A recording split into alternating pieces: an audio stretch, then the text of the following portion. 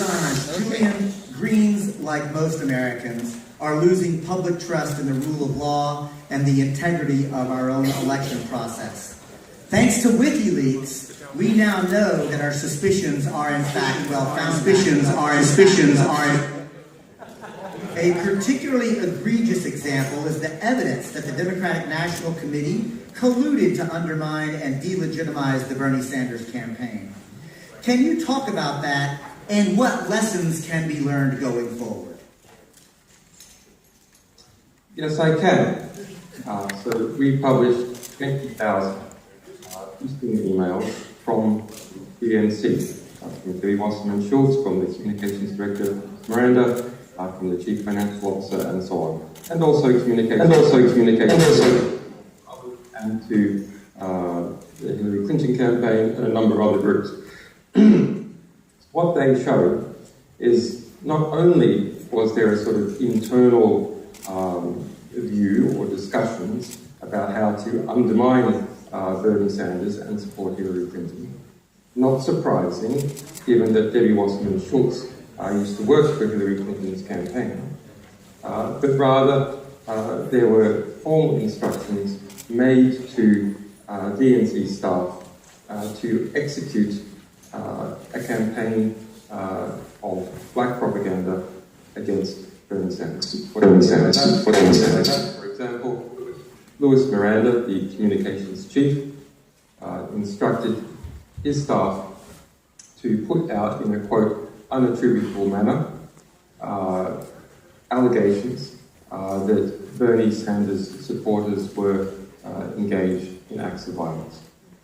Similarly, there was discussion to expose, or rather claim, that Bernie Sanders was an atheist and that this would harm him in the South. To use his religious beliefs, or rather his lack of religious beliefs, against him. So then there's aspects to do with how financing was being bounced around between the DNC and the state parties and the Hillary Clinton Victory Fund. To my mind, I think the most ongoing interesting material, which has been picked up now by a wide range of state-based investigative journalists in the US, is the influence peddling structure of the DNC. Who goes to what private conventions at particular people's houses with Barack Obama or with the Vice President, Joseph Biden, and the sort of some of the things that they get into get in exchange, for example, being put on federal government boards and commissions. And of course, let's just acknowledge that the corporate media spent their entire time saying there is no collusion, it's all above board, absolute ridiculous on the part of the Sanders campaign and their supporters, and on a dime they switched their narrative to, of course that was happening, everybody knew it, they're just crazy people. So the collusion of the Democratic National Committee and the corporate media is important to acknowledge. Comes out. Which is, I didn't mention it because as someone who's having to deal with the media all the time, I understand how real this is. The general public, it is proof of something important, which is the direct connections between the Hillary Clinton faction on the DNC and the president of MSNBC. For example, Debbie Wasserman Schultz called up the president of NBC in order to haul Morning Joe into line because they were speaking about the bias of the DNC. Talking points were constructed for Jake Tapper, for example, on CNN. Of course, we don't know whether he was willing to use them. He has denied that, but at least from the DNC end, they constructed the questions that he was to ask. Even saying, watching coverage live, and calling up the networks to say, no, put a stop to that chain of communication right now. Jullian, Greens, like most Americans, are grateful for people and organizations that inform and expose illegal or illicit activity on the part of government. That is the very definition of a whistleblower, blowing the whistle on crime. And yet the U.S. government under President Obama and Secretary of State Clinton has prosecuted more whistleblowers than all past presidents combined and sought and obtained longer jail sentences than previous presidents. Why do you think that is true, and what lessons can be learned there? Well, I'm afraid it's much worse than that. The Obama administration has gone after more whistleblowers using the Espionage Act, not only than all previous presidents combined back to 1917, when the act was first passed in World War I to deal with World War I spies, but in fact now 3 times as many. So this is really an epidemic to abuse the national security law in order to stop whistleblowers and journalists and publishers.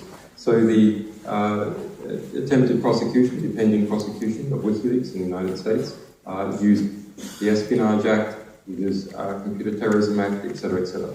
But the same act, the 1917 Espionage Act, was used to go after and obtain subpoenas in relation to Fox News reporter reporting on information allegedly obtained from the State Department. Similarly, going after Associated Press's telephone call records. So it's there's a galloping epidemic of abuse of national security law under this Democratic administration, which Hillary Clinton was part of. She and Obama were involved in placing one of my alleged sources, Chelsea Manning, into prison for 35 years, only for communicating truthful information to the public. There's no other allegation. No allegation about working with spies or anything like that. Just communicating truthful information to the press and to the public. That situation is so bad that Chelsea Manning was tortured in prison, a formal finding of the UN, even a finding by the US military justice system that illegal punishments occurred during prison. And just a week and a half ago, unfortunately, she attempted suicide due to the difficulty in the conditions. I'm reminded of the great political philosopher Lily Tomlin, who said, "No matter how cynical I get, it's hard to keep up." Jullian, Greens, like most Americans, are disgusted by the collusion between Wall Street multinational corporations and our own government. We know, as most Americans do, that these large corporations are no longer merely exercising power. They are literally ruling over us. In your book, When Google Met WikiLeaks, you describe, quote, a special relationship, end quote, between Google, the U.S. State Department, and Hillary Clinton. Could you talk about that, please? Well, I just want to correct very quickly some false reporting. Very interestingly, when we published the DNC leaks, the New York Times, which has picked its favorite candidate, as has Bloomberg, which is Hillary Clinton, said that I intended to harm Hillary Clinton.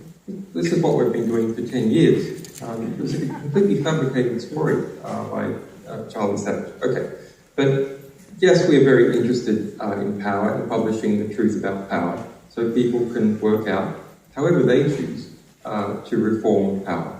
And so Google is a kind of new power on the block, so we're interested in it, and we're also interested in Hillary Clinton when she was Secretary of State, and now I think the presidential candidacy. So these two powers have merged at a kind of personal level, a political level, and even to a small extent at the organizational level. So that book written 3 years ago has been proved to be very prescient. The chairman of Google, who was the CEO of Google, Eric Schmidt, has started about a year ago a company to run Hillary Clinton's digital campaign. Google has attended the White House on average over the last 4 years, once per week, more than any other single company. It spends more money lobbying Washington, D.C. than any other single company. Hillary Clinton's former staffer, Jared Cohen, was hired by Google in 2009 to head up Google's internal think tank.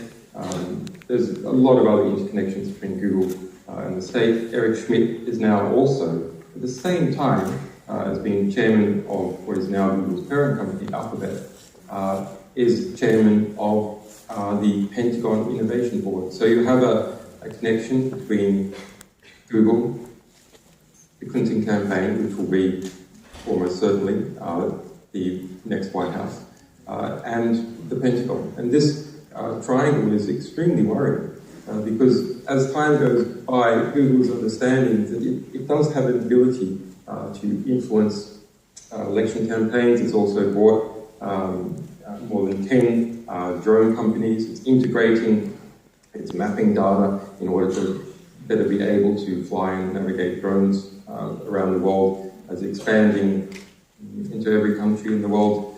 And it has a very strange quasi-religious vision of the future, of this vision of the singularity. It's really, go and research that, it's very disturbing what they believe in Silicon Valley, that they believe they can create a massive artificial intelligence more powerful than any human being or any society's ability to think. And of course we all know what happens when such power is in limited hands. Right.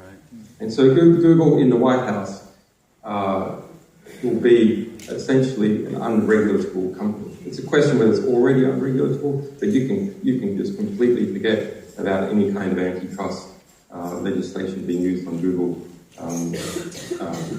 if there is a Hillary Clinton White House. Jullian, I'm reminded that Benito Mussolini, the fascist dictator, said that fascism, more appropriately, should be called corporatism because it merges the private power of corporations with the military might of the nation state. And of course, he thought that was a good thing. It occurs to me that you were describing our newer, kinder, gentler, smiling face of fascism, where all of the information that we receive is controlled by that same collusion between government and major transnational corporations, and now our ability to even talk to myself or ourselves.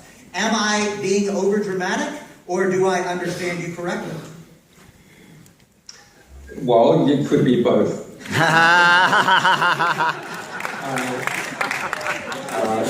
No, it is possibly the most serious issue. The potential threat of nuclear war, I think, is perhaps the other one.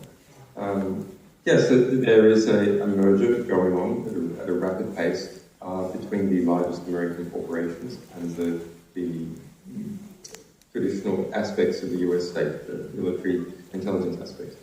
I mean, that's been there for a long time, frankly. With Northrop Grumman, General Dynamics, General Electric, etc. But this is a new generation, and Eric Schmidt wrote in his book about Google and the world that what Lockheed Martin and other aerospace companies were to the 20th century, high-tech companies will be to the 21st century. And that's very much their vision, to integrate with Washington to prevent antitrust regulation and to be part of that family of traditional DC-mediated power. Jullian, Greens, like most Americans, have been horrified to learn, and for many of us have it objectively corroborated, that multinational corporations and wealthy oligarchs are literally directing U.S. foreign policy. So I have a question for you because of your unique vantage point. What advice, if any, would you give the next president of the United States about how to shift that policy given the reality that she might be facing? That's a very interesting question. Does it make any difference who is president or not? A very, very interesting question. It certainly doesn't make as much difference as people say. What really makes a difference is what the environment is in which the president has to work. And that is the environment of critique, on the one hand, so how free the media is, how much opposition organisations are doing their job in holding government to account. And it's the economic and corporate environment. And then, to a degree, the international foreign affairs environment. And the president is much more a spokesperson for these forces around them. Where they do make a big difference is in their initial appointments. So the people that they choose to fill those slots in government that then reactively makes policy. But as you can see with Barack Obama, most of the time is spent reading out teleprompters. There's just not enough time to do much else and be a spokesperson for these groups. So what is happening now with the Green Party and Gary Johnson and the Bernie Sanders campaign and so on is very, very important, but it must be seen past the moment, past this political moment. That's a moment to build a movement and build pressure. And having built it, then one can discipline and hold to account and check the abuses of government during the next 4 years. Jullian, and those of you watching, I just will share that Jill Stein was taking copious notes during your answer.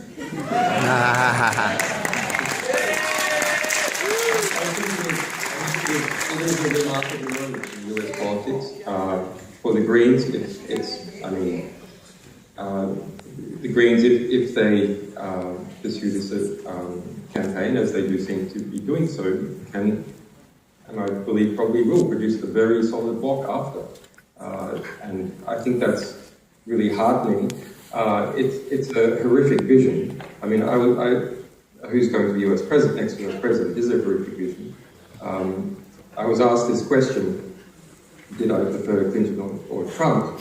And I mean, the answer is, well, you're asking, do I prefer cholera or gonorrhea? Yeah. It's a very sad situation, but I think, given the reality has always been the presidency pretty quickly merges with the bureaucracy that it's around it, because bureaucracy is enormous and the corporate lobbyists are enormous compared to the political parties. It could be a net positive to have a president, either in the form of Hillary or Trump, probably, who knows? You never know what happens in a campaign. Maybe Jill Stein will be president, maybe no, I'm serious, you never know. Like, who knows what happens in a campaign? Anything's possible. You have to be ready for that. But if it is Hillary Clinton or Donald Trump, then that's a very adverse environment. But the nature of those presidents, I like things to look like what they are.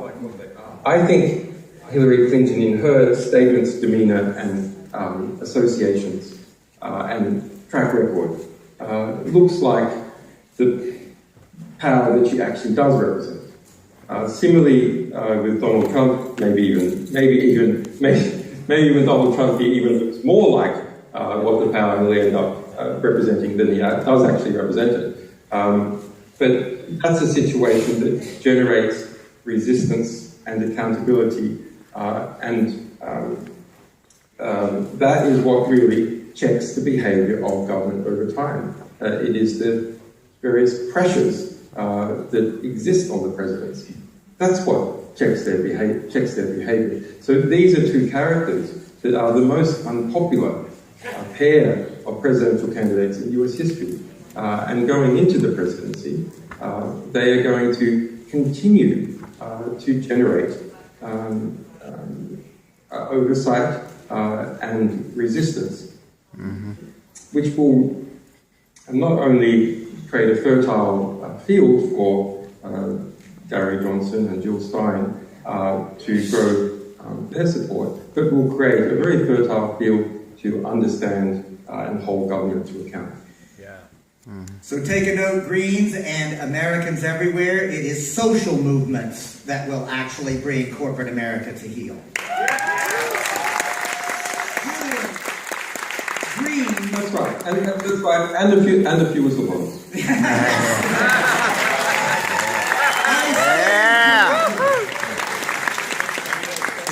I'm here I'm here in Ecuador, in the United Kingdom, with a pending US prosecution. It's very strange.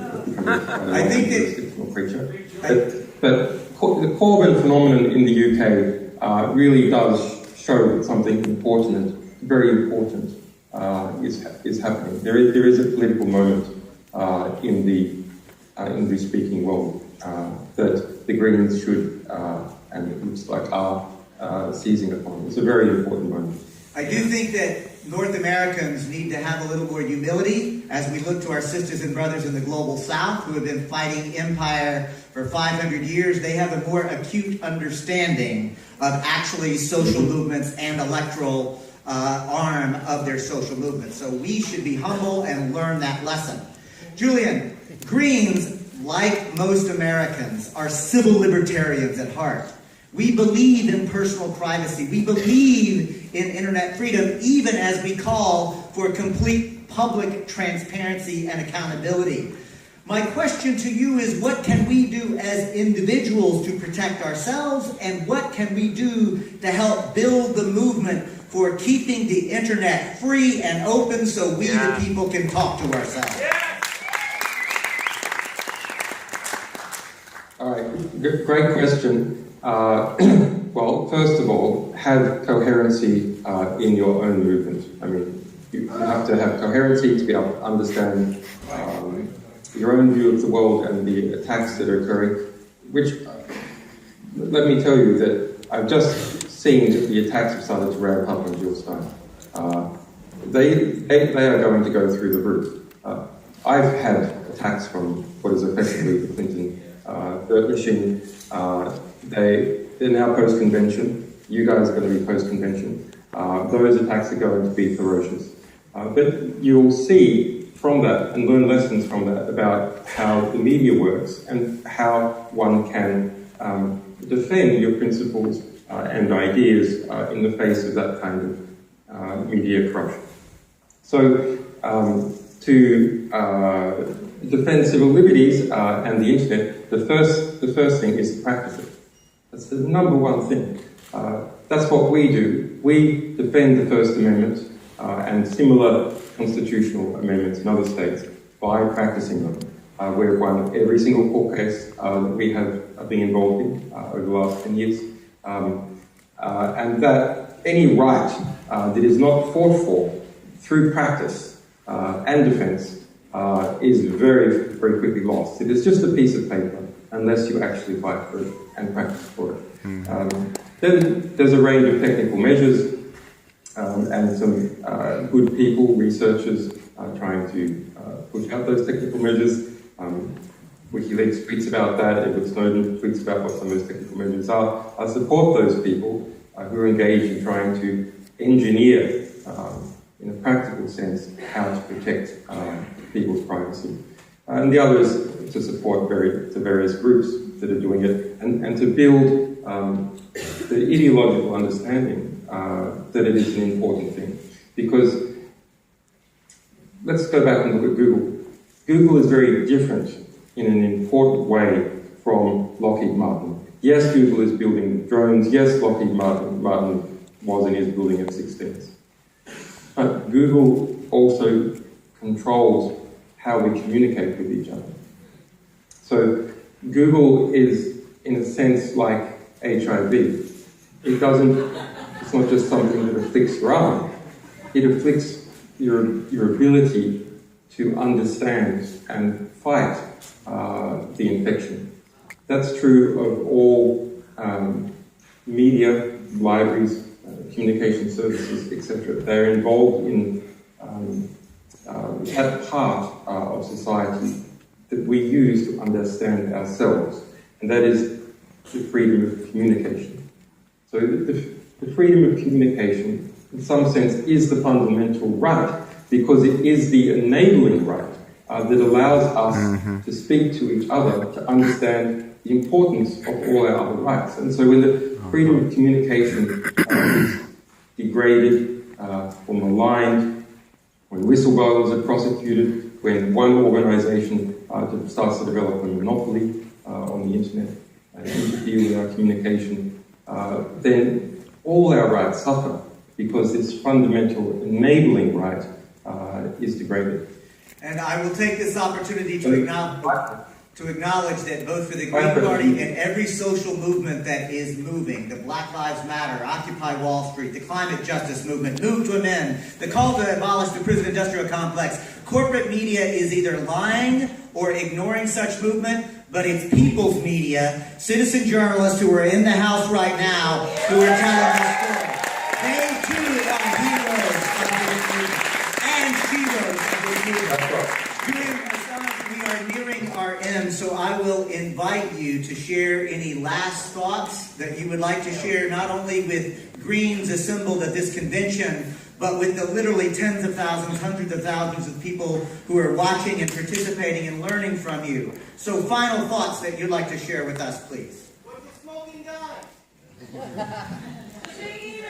As the editor of WikiLeaks, I have gone through a lot of battles. I have seen corrupt mainstream media outlets try to not report initially on some of our materials, spin them in other directions. That's happened just recently.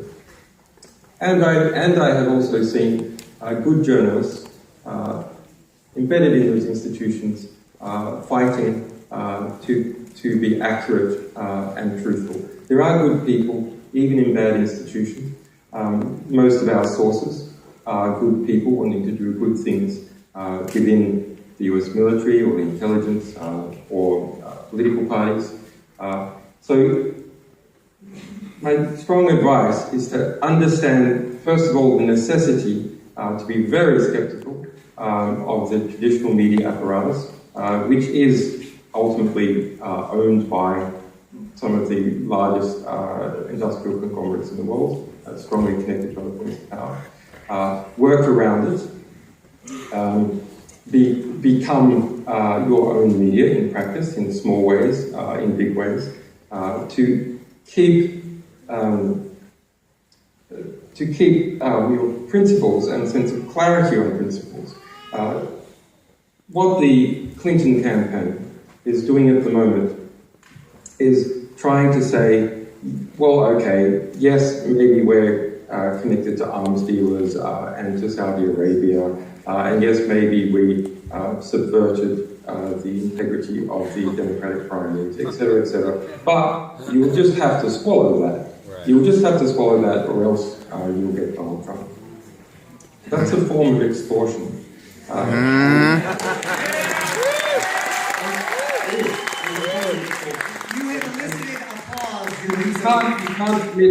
It's very important not to allow the political process to suffer from extortion, or even yourself to be susceptible to extortion. That one says one has certain principles. If these principles are not followed, there is a price to be paid.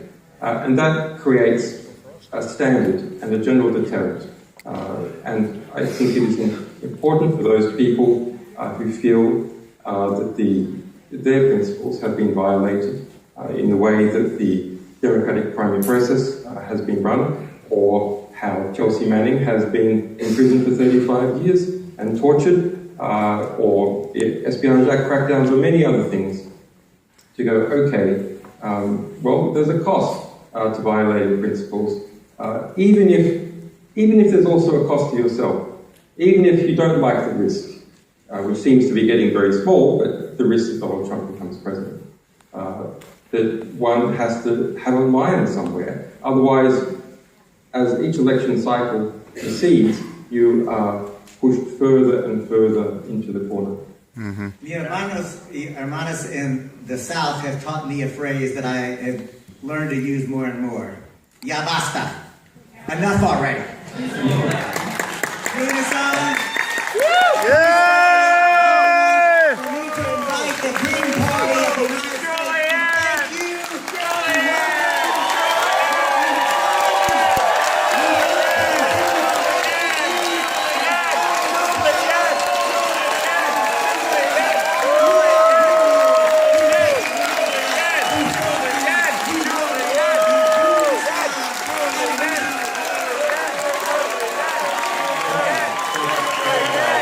Thank you.